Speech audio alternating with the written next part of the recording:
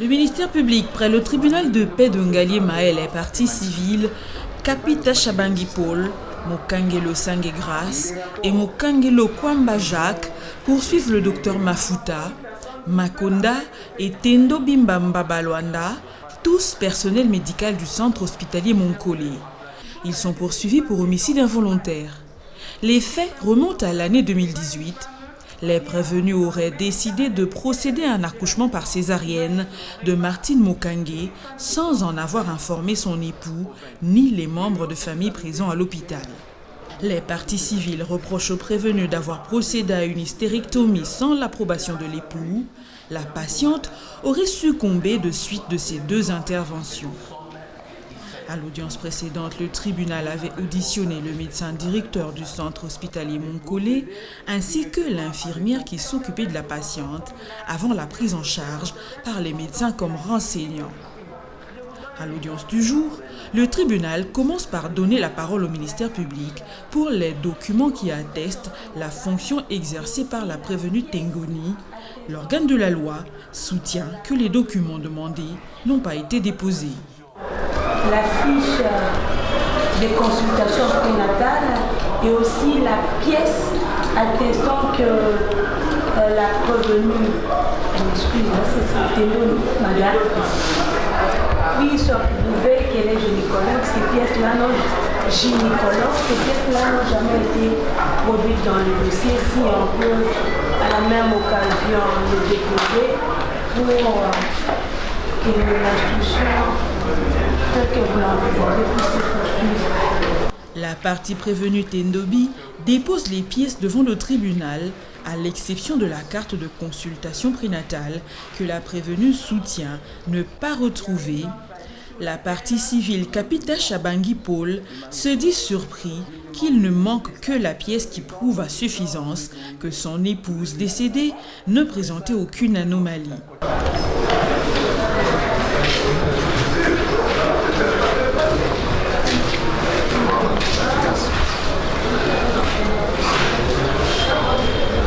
Pas la prouver, nous avions apporté la pièce, mais nous ne l'avons pas retrouvée, nous ne savons pas pour l'explication.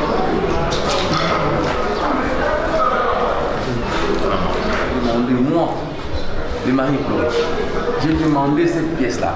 Et quand vous redondez, vous dites qu'il n'y a pas. Moi je ne comprends pas, c'est que c'est flou. J'ai toujours demandé cette pièce-là, la carte de consultation prénatale. Si vous n'en avez pas, comment? Vous n'avez jamais produit ça? Vous n'avez jamais produit ça? Le tribunal demande ensuite aux prévenus pourquoi avait-il fait allusion au placenta prévia. Ceux-ci soutiennent avoir évoqué un diagnostic de localisation avant l'opération. La patiente était en train de saigner et son placenta serait allé en profondeur. Mais pourquoi avez-vous fait allusion dès le début? Quand vous décidiez de la césarienne, pourquoi avez-vous fait allusion au placenta prévia? Prévia, hémorragie. Alors, pour donner une précision, la dernière fois, le papa avait expliqué avec un schéma ce qui se passe avec le placenta. Nous avons des anomalies de positionnement et des anomalies d'insertion. Alors, en préopératoire, nous avons évoqué le diagnostic de localisation. Donc, c'est un placenta qui était mal inséré. Ils ont un placenta prévia. Prévia, ça veut dire au devant de la présentation. C'est pourquoi lorsque nous avons réalisé une échographie, avant d'aller au préopératoire, nous avons eu une structure prévia. Et c'est ce qui nous a fait penser d'emblée à un placenta prévia hémorragique parce qu'elle était en train de saigner pendant le travail. Alors, lorsque nous sommes allés au bloc opératoire, nous nous sommes rendus compte que ce n'était pas une anomalie de position, c'est-à-dire que le placenta n'était pas réellement placé au devant de la présentation, mais que c'était un problème d'insertion. Donc il est allé en profondeur. Au lieu de se placer au-delà de sa position normale, il est allé en profondeur. Et comme nous l'avons dit la dernière fois, c'est un diagnostic qui est difficile de poser en préopératoire. Et pendant l'intervention, lors de constatation, on se rend compte que pendant qu'on dépose le placenta, il est appelé à se décoller normalement, facilement, pendant la délivrance. Juste avec une traction douce sur le cordon, on retire le placenta. Mais malheureusement, cette fois-là, le placenta était très adhérent au niveau du muscle utérin.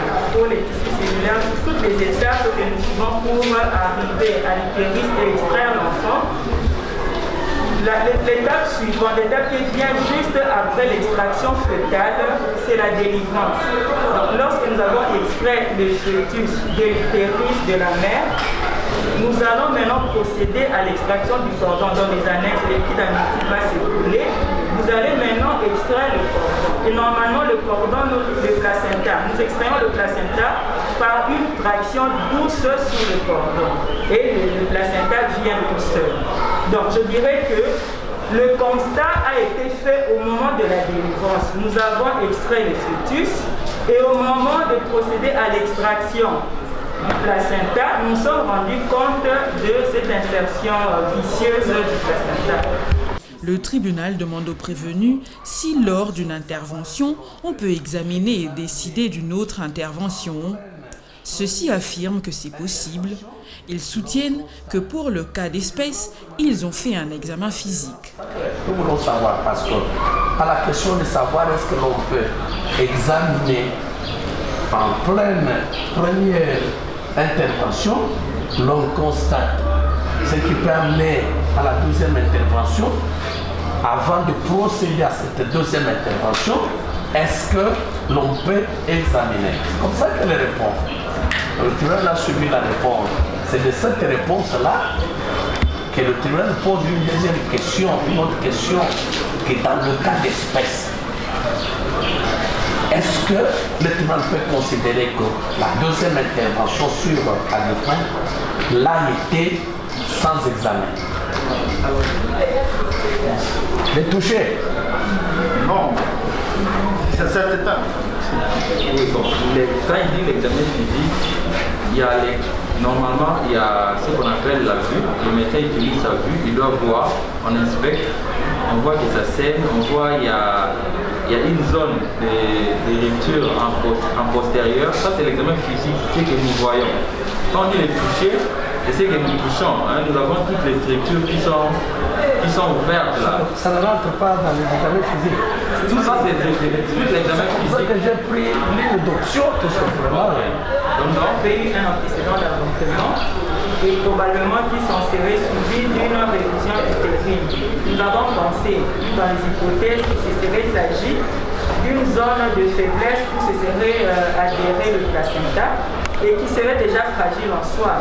Ça c'est dans les hypothèses ou dans la réflexion que nous avons essayé d'expliquer la situation parce que autrement nous n'avons pas d'explication. En nous référant aux antécédents de la patiente et aux actes, aux interventions qu'elle aurait pu subir, nous pensons que ce pourrait être cela qui serait à la base de cette fragilisation de cette zone postérieure au niveau des utérus. Presque la dernière, avant-dernière phrase, vous dites ceci, ce qui est survenu. Le tribunal confronte ensuite les prévenus aux procès-verbaux dans lesquels ils soutiennent avoir informé la famille avant la deuxième intervention. La prévenue Tendobi affirme avoir personnellement informé la tante de la victime présente au centre hospitalier. La tante, pour sa part, affirme que le médecin l'en a informé après toutes les interventions. Presque la dernière, avant-dernière phrase, vous dites ceci, ce qui est survenu. Les mesures de réanimation, bien entendu, se sont avérées infructueuses. Famille informée. Vous avez été le cas. Pour continuer à réanimer la patiente et pouvoir la sauver. Qui a personnellement informé? C'est moi qui ai informé à la tante de la patiente.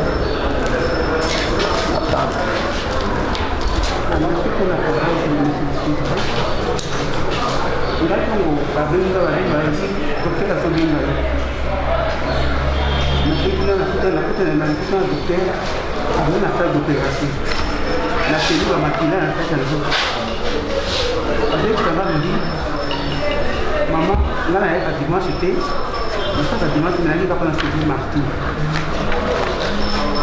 Martine, moi, dans ce moment, je m'en casse. Et puis, à Sali, hémorragie. Moi, dans ce moment, je m'en casse. Il y avait un placenta privé.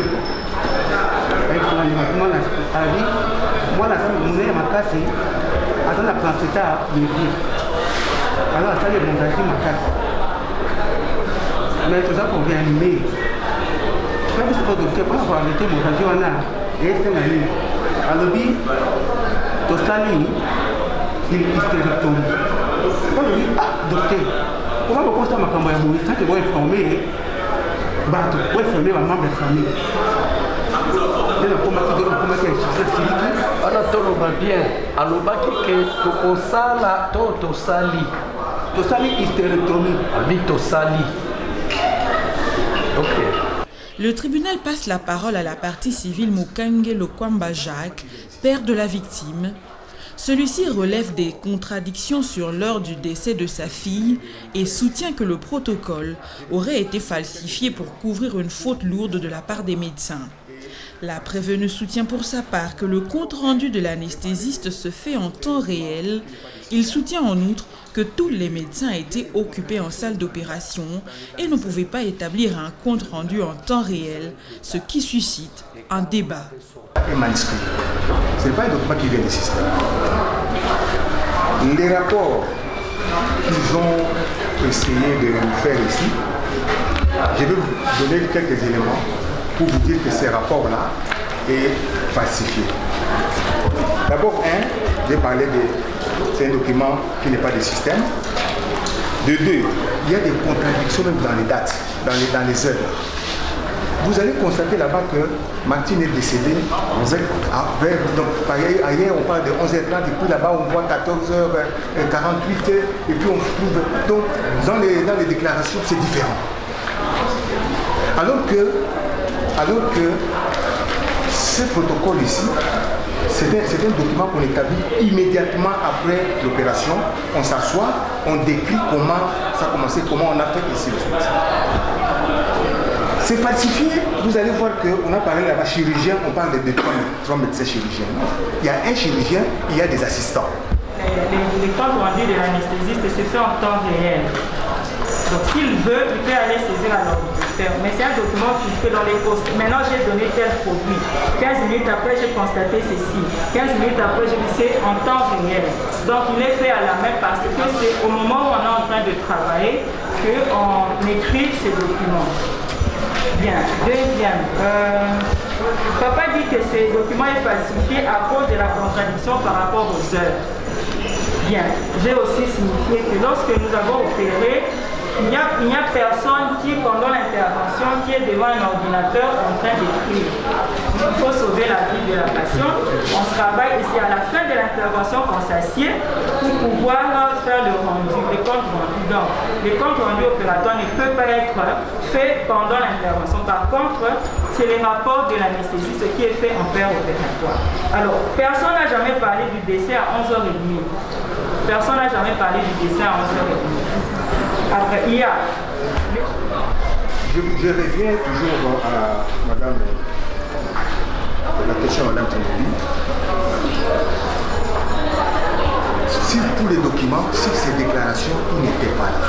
Mais il est en train de défendre des choses que lui-même, parfois, fait douter de son diplôme. Elle n'était pas là, elle est appelée. Mais quand il dit que non, voilà, on a fait ceci, on a fait la surveillance, mais qu'ils nous disent un peu, je pose la question. Restons dans ça. Ne nous poussez pas à instruire en dehors de ce pourquoi nous avons été saisis. Évitez les mots des autres gens. Ce n'est pas à vous de douter de son diplôme. La partie civile Mukange Serge, frère de la victime, remet en cause l'authenticité du protocole remis par les prévenus au motif qu'il n'y a pas de logo sur le document. Ceux-ci soutiennent que le document émane du centre hospitalier avec l'autorisation de la hiérarchie, ce qui suscite un autre débat. Je connais ces documents. Ce sont eux qui ont prouvé. Ok, qu'est-ce qu'ils prouvent? Qui prouvent que Qu'est-ce qui prouve que c'est un document qui émane du système de monopole? La permission à la hiérarchie nous a autorisé et que nous avons mis le document. Vous remarquez des logos. Dans les systèmes, il y a toujours des logos de mon collègue qui doivent servir comparativement avec les rapports médicaux où ils ont même mis leur logo en bas. Le tribunal demande aux prévenus quand ont-ils décidé d'administrer l'anesthésie générale à la patiente. La prévenue soutient que c'est après constat que la patiente était en choc qu'ils ont décidé de passer de l'anesthésie loco-régionale à l'anesthésie générale. Parce que là, dans votre rapport, on voit vos mots médicaux, c'est un peu compliqué là. bien sûr l'anesthésie complétée par l'anesthésie générale. C'est une anesthésie pour laquelle vous avez injecté le produit à partir des R2R comme c'est écrit là-bas. Donc c'est cette zone ici à partir de la deuxième vertèbre, troisième vertèbre de l'ombilic jusqu'au membre inférieur où la femme ne sent pas la douleur. La zone est anesthésiée. Alors maintenant, l'anesthésie a été complétée après, comme nous sommes rendus compte qu'elle était en choc, c'est là, à ce moment-là, que nous avons indiqué l'anesthésie générale. Donc, quand on est sous anesthésie, sous anesthésie, on peut causer, on parle, on discute et tout. Et quand on passe à l'anesthésie générale, parce que la situation est critique, à ce moment-là, la patiente est déconnectée. On ne sait plus converser avec elle parce qu'elle est endormie. Voilà. Donc, premièrement, vous avez commencé par, comme nous qui ne sommes pas médecins, on dit local. Loco-régional. Ok, c'est ça, c'est les membres médecins. Donc, les membres, premièrement, pour faire la césarienne. Il faut qu'elle n'aille pas mal, parce que l'incision est en bas, qu'elle n'aille pas mal. Mais dialogue avec nous, comment tu peux sentir l'anesthésiste aussi pour à la tête, pour parler à la tête. Mais à ce moment-là, quand elle a commencé à saigner, que la situation était devenue critique, à ce moment-là, nous avons endormi. Pour pouvoir voilà. Après avoir entendu toutes les parties en instruction, le tribunal renvoie l'affaire pour plaidoirie.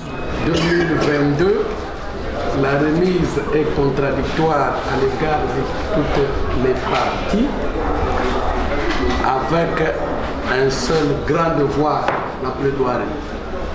Le tribunal vous remercie.